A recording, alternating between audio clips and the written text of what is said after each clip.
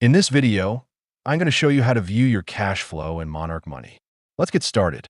Monarch Money gives you a clear view of your cash flow by showing your income versus expenses over time using simple charts and reports. To access this, go to the Cash Flow tab from the sidebar. By default, you'll see a bar chart showing your inflows, outflows, and net cash flow across different time periods like monthly or yearly.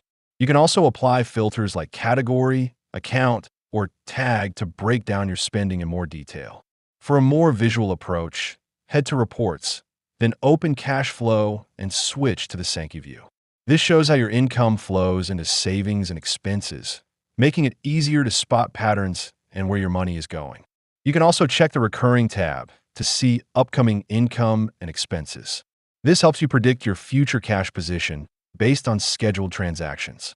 If you want to support our channel, feel free to use our affiliate link in the description below. Thanks for watching, and I will see you in my next video.